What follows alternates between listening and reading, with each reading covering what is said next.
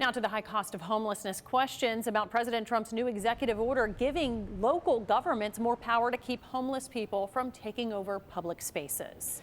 Fox 17 News' Hope Salmon shares how this could impact the streets of Nashville. Hope?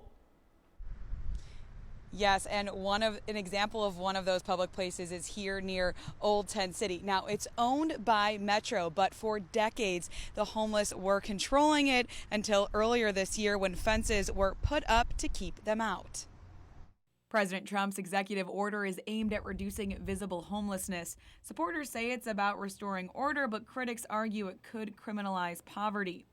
The order tells Attorney General Pam Bondi to undo past court decisions that have made it harder for cities to move homeless people off the streets. It also instructs government agencies, including Health and Human Services, Housing, and Transportation, to send more money to drug treatment centers and rehab programs where the homeless could be helped.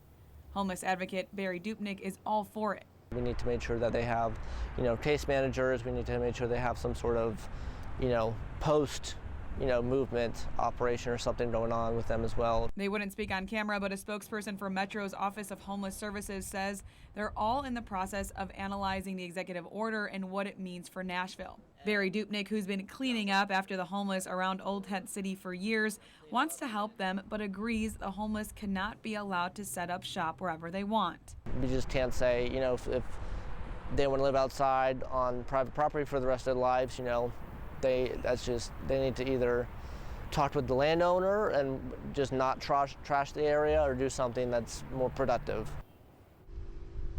Metro's Office of Homeless Services says it's already focusing on ways to provide places for people to stay off the streets for good.